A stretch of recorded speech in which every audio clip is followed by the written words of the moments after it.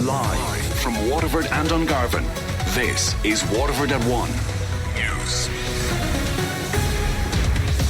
Good afternoon, I'm Sinead Aherne. Today's top stories. Last week was the 6th in a row where there were fewer than 5 coronavirus cases recorded in Waterford.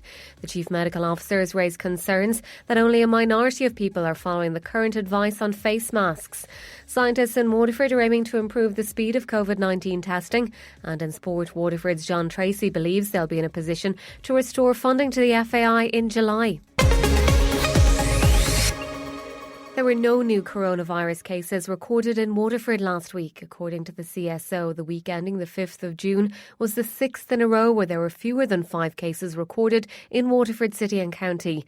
Dublin's the only county where more than 20 people tested positive in the first week of this month. The capital is also the only place where over 5 new deaths have been recorded in the last 4 weeks. The CSO stats show there were no deaths linked to COVID recorded in Waterford since the start of May. The number of positive COVID-19 cases in Waterford remains at 154 as of midnight on a Sunday. That's the total since the outbreak began. There was one confirmed case on site at 8 o'clock last night at University Hospital Waterford. No patients were awaiting the results of testing.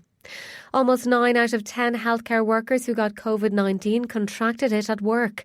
The Irish Nurses and Midwives organisation's calling on the HSE to step up its efforts to protect staff from the virus, as Casey O'Riordan reports. Figures obtained by the INMO show that by May 30th there were 8,018 healthcare workers who had contracted COVID-19. In over 2,500 of those cases, it's not known how they got the virus. But in the cases where the source of COVID-19 could be traced, 88% of healthcare staff caught it at work. INMO General Secretary Phil Hay wants the HSE to make a number of changes. They have to remove the current policy which allows employers bring healthcare workers who don't have symptoms of COVID-19 but who were a close contact of a positive case back to work. Further to that, the INMO wants there to be regular testing of all healthcare staff, not just those in nursing homes. HSE Chief Operations Officer Colm Henry doesn't see the merit in that proposal. The weakness of such a strategy in testing is that it's a point-in-time exercise. It just tells you the status of the staff on that particular day. It doesn't tell you if they're going to get the virus the following day and so on. Nurses are the healthcare professionals most likely to contract the virus, accounting for a third of all confirmed cases among healthcare staff. Nursing homes across Waterford are preparing to allow visitors in from Monday next as part of the government's easing of COVID-19 restrictions in Phase 2. Visits to nursing homes and residential facilities will be permitted from June 15th. Guidance published by the Health Protection Surveillance Centre includes recommendations that each residence has a maximum of 2 named visitors, with only 1 visitor allowed to be present at any one time. Speaking to Damien Tiernan on Daisha Today, Mary Burke, manager of Calorbridge Nursing Home, says visitors will have to pass a checklist of safety procedures before they'll be allowed to enter. Each of our residents can have 1 visitor next week. We've started a booking system where the relatives ring in and book their appointment for visiting. We're following the HPSE guidelines very strictly, and I suppose it's really, really important that the visitors take on board the guidelines in preventing COVID entering the nursing home. We have a checklist when they come in, and we will be checking to see if they have been in any other facilities. If they've got a temperature, we'll be checking their temperature at the door. The Chief Medical Officer has raised concerns that only a minority of people are following the current advice on face masks. It's recommended that people wear them in shops, on public transport or places where social distancing is difficult. A new campaign will be launched next week to get more of us to use them. Dr Tony Houlihan says face masks aren't a replacement for other measures aimed at stopping the spread of coronavirus. We think now is the right time for us to step up our communication in relation to that, because we can see that as we use public transport, as we visit shops, that maybe it's only a minority of people who are following this advice. We think it's important advice.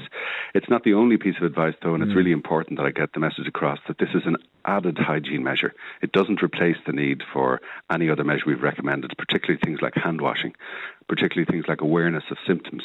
Scientists in Waterford are aiming to improve the speed of COVID-19 testing. The team from WIT, University Hospital Waterford and BioEns Technologies have received funding of €118,000 from Science Foundation Ireland, Enterprise Ireland and the IDA.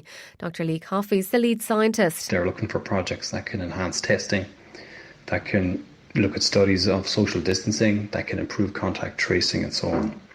This particular project that we're doing is aimed at improving the overall speed of COVID-19 testing. The Waterford-based team for this project is Waterford IT, the University Hospital Waterford and BioEns Technologies. He says they won't be handling any live virus at WIT. We've been delighted to get this funding. It's great for the research centre, the PMBRC, that's based in Waterford IT, to get this and to be working now with the University Hospital Waterford. They're obviously a clinical testing lab. They've got great expertise. They're going to share safe controls with us. So as a teaching institute, we don't really want to have live virus in the labs in Waterford IT.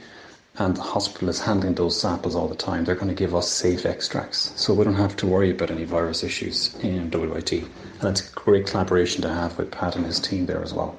Efforts to finalise a programme for government will pick up later after progress was made last night. There's hopes in the negotiating teams that a deal could be done as early as tomorrow. Our political correspondent Sean Defoe reports. It's 125 days today since the general election and still no programme for government has been agreed. Last night the talks went until after midnight and they'll pick up again later today. This morning's cabinet meeting took up time, but the parties involved are hopeful a deal could be done as early as tomorrow. Simon Coveney, however, last night warned his party there remained heavy lifting to be done and that it may be after the weekend before any text is finalised. The talks have progressed all through the week, but issues like agriculture, climate targets and housing are still not fully signed off on. The optimists in the process say it could be done tomorrow. The pessimists that there might be a few days left yet.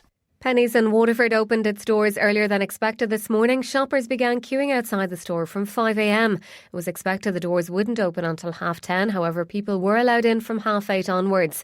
Customer numbers in store are limited. Additional security staff have been hired. Changing rooms and makeup counters are closed and extra safety measures are in place, including perspex screens at tills and signage for social distancing. Sarah from Penneys in Waterford spoke to WLR's Damien Tiernan. We will have a greeter and we will have queue monitors. What they'll do is we'll count people in and out. We can exit on the front or the back as well. They'll be coming in through here. We will monitor how the queues are going in different areas because we expect things like maybe the kids might be a little bit busier than other sections. Friends Melissa and Emma were first in the queue. They told WLR why. I just think it's because we're shopping Penneys every single week. Like, we generally just would come to Penneys to get bits every week. And we couldn't do that for the last 12 weeks. She snapped me as soon as it came out saying that they were opening back up. So I was like, right, yeah, let's go. And then I had the chairs. I was having to find the chairs for €9. Like, we're grand, yeah, we want to sit in the ground.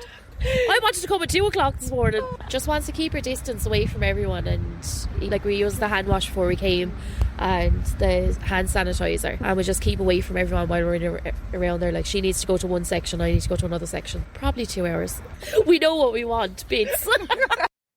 A €50 million package of supports is set to be approved for beef farmers. The proposal was brought to a cabinet meeting this morning by the Agriculture Minister Michael Creed and will target farmers significantly impacted by COVID-19. Details of the plan will be revealed by the Taoiseach later this afternoon when the meeting ends. Make the smart play with Virgin Media. Check out their smart home packages at Virgin Media George's Street, Waterford. Sponsors of the sports news on WLR.